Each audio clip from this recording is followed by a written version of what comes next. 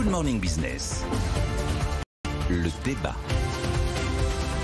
Nous voyons déjà tout ce qui va bien, Stéphane Pedrazzi, ça repart. Cette activité économique est en train de rebondir de manière spectaculaire, notamment aux États-Unis. 6,4% pour le PIB américain au premier trimestre, largement tiré évidemment par la consommation des ménages. Vous le savez, elle devrait afficher la croissance américaine, le chiffre de 6,5% cette année. En tout cas, c'est la prévision du FMI et de la Réserve fédérale. Pour 2021, en Europe, évidemment, on est un petit peu en retard. Le premier trimestre a été marqué par des restrictions sanitaires et le PIB s'est contracté en France, moins 0,1%, en Allemagne, moins 1,8%. Mais les perspectives sont plutôt encourageantes puisqu'hier, la BCE a relevé ses prévisions pour la zone euro. Elle prévoit 4,6% de croissance en 2021, 4,7% en 2022. Auparavant, elle tablait sur 4% pour cette année et 4,1% pour l'an prochain. Donc non seulement ça va mieux, mais ça va encore mieux que prévu. Alors, qu'est-ce qui pourrait enrayer la machine ? Alors, il y a plusieurs bémols. Le premier, c'est que la reprise sera inégale. C'est ce que nous expliquait la Banque mondiale il y a quelques jours. On attend pour 2021 au niveau mondial la plus forte croissance depuis 80 ans.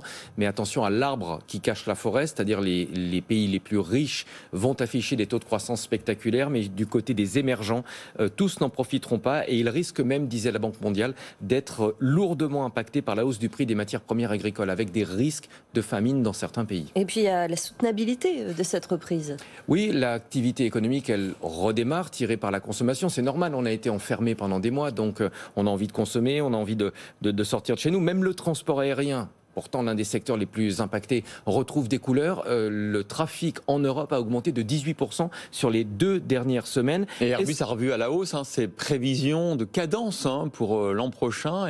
Et Transavia s'attend à des chiffres records pour cet été. Et EasyJet nous dit qu'on sera probablement à 90%. Donc même l'un des secteurs les plus impactés est en train de redémarrer. Mais est-ce que ce rebond de l'économie va se poursuivre ? Quels sont les relais de croissance pour l'année prochaine et au-delà ? Les Américains ont mis sur pied des plans d'investissement gigantesques, plusieurs milliers de milliards de dollars. En Europe, évidemment, on n'a pas la même force de frappe financière, donc on peut se poser la question, qu'est-ce qui va soutenir la croissance sur le plus long terme ? Et l'emploi, quelles sont les perspectives ? Alors, aux États-Unis, un peu plus de 7,5 millions d'emplois qui avaient été détruits pendant la crise sanitaire n'ont toujours pas été recréés. Et ça, c'est un gros point d'inquiétude de la Réserve fédérale américaine. En France, pour l'instant, la vague de faillite dont on nous parlait, qu'on redoutait, n'a pas eu lieu. Il faudra quand même voir en sortie de crise, lorsqu'on va retirer les aides financières, si on n'est pas confronté effectivement à un nombre de faillites important. On peut se rassurer avec les derniers chiffres du marché de l'emploi. Ils ont été publiés hier par l'INSEE. Malgré le 3e confinement de la population et le recul du PIB au premier trimestre, l'économie française a quand même créé 86 000 emplois au premier trimestre. Et ça, c'était une surprise aussi.